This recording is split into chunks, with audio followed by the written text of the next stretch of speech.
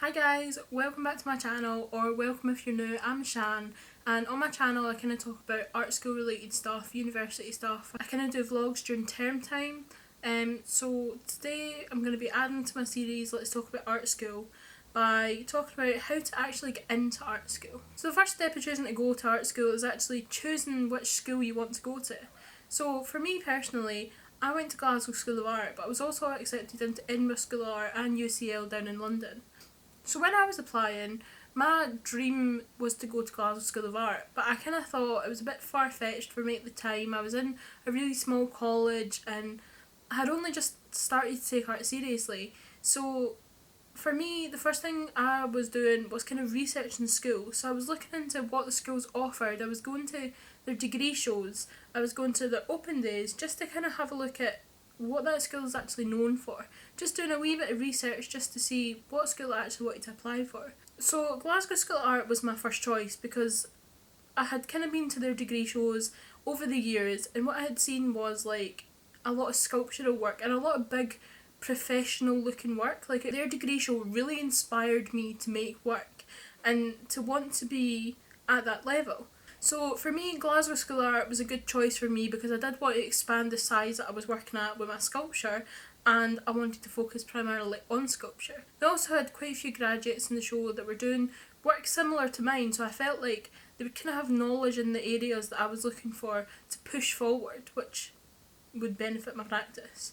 So when I went to Edinburgh, it was kind of different. It was more focused on textiles, on dressmaking, or more kind of, yeah, it was just more materials and painting. It was really focused on that, and there wasn't actually much sculpture, and if there was sculpture it was more like soft sculptures like textiles. So to me that shows that they're really well known for that aspect, and that's fine, but that isn't what I was looking for. So although I applied for Edinburgh because I do know a few graduates that had come from there and they had produced work that whatever, because obviously it's up to you what you do when you're there. So it was still on my list, and I know it's a good art school, and I decided that there's going to be no harm. Like I can always do what I want wherever I am. It's up to me to make the decision. But I would rather have like staff and the facilities to do, or to be geared towards more what I was looking for. So after you've kind of chose your school, or after you've kind of done your research, kind of look at what schools that you would enjoy. For me, I applied for a couple in London. I don't remember which ones, but it was just to fill my UCAS spaces, because obviously you get 5 spaces on your UCAS, and I think it's, what is it £25? So long ago. So I had done Glasgow, Edinburgh, UCL. I had 2 other ones from London. Obviously I couldn't go down to London at the time, so I didn't really know what these schools had done in their degree shows, but I'd kind of looked online and seen what I liked. But other than that, it was just researching, asking people about, what's the good aspects of the school, what's the bad aspects of the school. And so yeah, I stuck with GSA being my first choice, and from then I started to look at how to apply. So in Scotland, or yeah, I think it might just be Scotland, we have UCAS. I don't know if that's England as well actually. I don't know. But basically UCAS is like a universal application. So you're putting like a personal statement, you're putting all your like credits from like your courses or whatever in there, and you pay them, I think it's £25, I can't really remember, and you get 5 choices basically. So you can apply to 5 schools, all from the one application, and then when you hear back from them it will then go on to be individual. And you get all your acceptances and all your news kind of through UCAS, so you get updates about where your application is, type thing. So once I had picked GSA, I had obviously looked at the application process. So for GSA it was obviously your UCAS, and then they would come back to you and you had to submit an e-folio along with another statement about kind of your portfolio and what you kind of, where you're going with your work, what's interesting about your work, type of thing. So whilst I was doing my application, I was going to open days for GSA, and I was trying to like get as much information as I could about the school to make sure that I was making the right decision. And also, having information from the open days is really useful for your application, especially for your personal statement and your portfolio statement, because it shows them that you have actually been, you're dedicated and you want to go to this particular school. It shows that you are doing your research. You're going to these open days that they're holding. Obviously they're putting time and money into these for people who are applying, so they're showing that you're making use of that, you're retaining information from them, you're really trying to get on their course, because there is so many applicants that, do you know what I mean, like they want the best of the best. They want people who are really interested, who are committed, who are going to do well, you know. So for GSA to get in, you can either have like school grades, which you can find on their website, what their entry requirements are, have a foundational art course, or you can complete a HND in art design or contemporary art, which will then allow you to go into either second year or third year. So personally for me, I had done a HND in contemporary art, which then led me to apply for third year for art school, because technically that's where I would have been at. And when I looked at like where my work was sitting, I could have went to second year, which would have gave me an extra year of just enjoying my practice and stuff. But in terms of where I was sitting with my practice and what I kind of wanted to do, I wanted to be more open, which is more third year rather than second year. Second year is still quite led. So I applied for third year. So once you've done all your application and your research and you've applied and you're waiting on your response from UCAS, you'll get your responses through, which would either be like to upload a portfolio or a statement and stuff like that. So I got that from Glasgow and Edinburgh, the exact same. So Glasgow goes a statement from UCAS, and then you're invited for online portfolio and the portfolio statement, and then if they like that, they'll invite you for an interview, and then you'll get your response if you got in or not. For Edinburgh, it was your UCAS, and then it was a online portfolio, and then after that there was no interview, you just got either yes or no. So moving on to digital portfolios. So after you've applied and you've got your answers from your art school, you need to upload your portfolios. This is quite the exciting bit. So I have a couple of videos that I'll link onto this video about making your portfolio. So roughly you'll get about 25 pictures or 25 slides, and you just want to show your best work. And in the videos I go into more depth about my portfolio and what I've chosen to go in there and why, and how it makes sense. So if you watch the videos, it'll kind of talk you through more in depth about how to do that, whereas this video is just a kind of general overdraft of how to get into art school. So you show your online portfolio, which is usually called like an e-folio or something, and you're basically just showing your best work in really good images. They need to be good resolution, good size.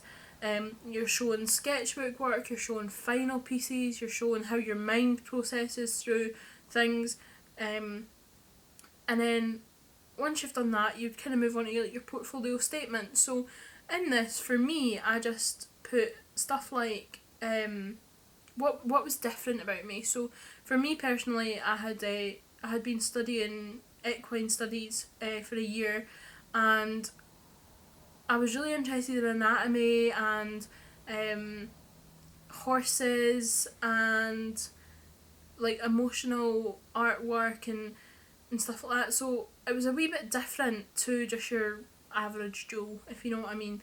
Like just your average person applying for art school, like, oh yeah, I like art, or I like painting, or I like sculpture. Like I had a wee bit of a niche almost coming in, which was quite interesting. So I wrote about that. I kind of wrote about what I was interested in. I wrote about how my artworks make sense in my e-folio, about how what connects them all, the feminism and the political and like the strength in women and stuff like that. And I just kind of connected all that into, it's basically just a wee extra bit after your UCAS personal statement to just be like, you've heard about how I'm a good student and how I deserve my place, but here's interesting stuff about my artwork. Here's like a wee insight into how my brain works and how my process goes and where I'm looking to go. Like, what are you wanting to do at art school? Are you wanting to create bigger sculptures or bigger paintings or broader paintings, or do you want to learn like life drawing, or what is it? Where are you going, and why would GSA help you do that type of thing? Like, why would they be interested in you? So you need to kind of make yourself different, make yourself stand out. So after you've kind of done your e-folio and stuff, and you've submitted it all in your portfolio statement, next step would be interview for schools that interview students. And for this you'll need to make a physical portfolio. So for me, I was attending a portfolio class at Glasgow School of Art. It was geared towards younger applicants or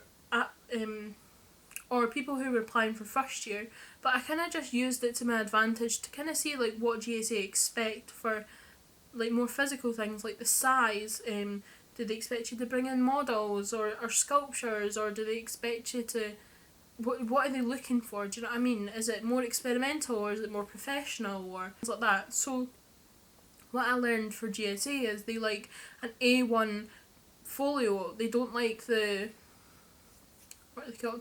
They don't like the slide cover things that are reflecting the light. They just like an A1 folio with A1 paper and your work on it, so that they can just flip pages and it's really easy to navigate. And I would never have known that if I hadn't went to this class and done my research and asked. So for me, it just shows that you've done your research, but it also makes you that wee bit more desirable if it's easy to look through and it's what they expect almost. So in my physical portfolio, it was really good because I could add, because I was sculpture, I could add more textual things, I could add experiments and all this stuff, so they could actually see some work. And not only final pieces, but they could see like experimental work that is went into a project which maybe never made the cut as a final artwork, but it's really still really interesting. And also there was like complementary work as well. So a lot of my portfolio was sculptural, but actually I had quite a lot of paintings that were really interesting, that they were quite sculptural, but they complemented other pieces in my portfolio. So your physical portfolio is really important because it's what they're going to see when you're there. So make sure you know what's in it and you know how to talk about it, because they're going to ask you questions about it. So remember that they will ask you questions and they'll want to know a wee bit more. Some, I think in the GSA interview, they pick one of your pieces and actually talk about it, and then they kind of just discuss. So for your interview, that's what you take along, your physical portfolio. In my interview, I got asked questions like, what kind of artists are you into? Why did you decide to study art? Why do you like art? What is art to you? How can GSA help you achieve your career goals?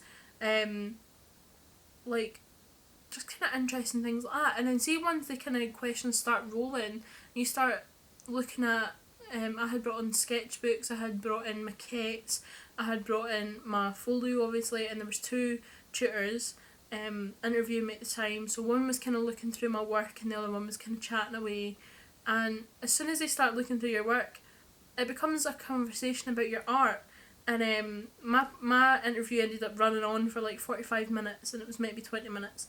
And it was just because we got in a really good conversation about my art and the artists I liked and what art done for me. And once the kind of questions start rolling, everything's really comfortable and it really is an amazing experience. And you're speaking to someone who knows what it's like, who's been to art school probably, knows the other students, knows what and they're kind of trying to work out where if you fit into that, if you fit into the art school life, and if GSA is the right place for you as well. So that was my interview. And then, so I had a really great interview, and I know a couple of people who really enjoyed their interview as well. So it's not as daunting as you may think, so just enjoy it. It's a once in a lifetime experience. You're probably never going to experience it again. Yeah.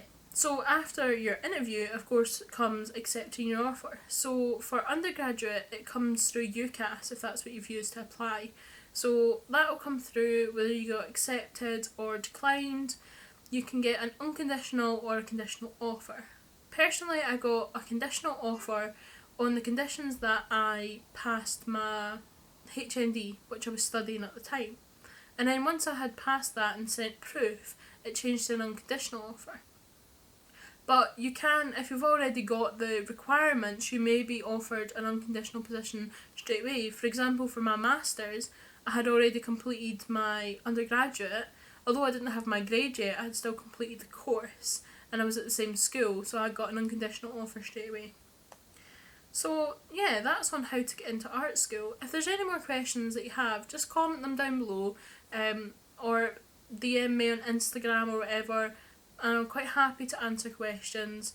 But I just wanted to give you a kind of overall insight of what the kind of process is, at least for UK art schools. I'm not sure if it's the same in America. But yeah, I think that is all, and I'll see you in my next video. Let me know if there's any more suggestions that you would like to know for the Let's Talk About Art School series, and don't forget to like and comment and subscribe and turn the notification bell on, because that will notify you when my next video comes up. Thanks for watching, bye!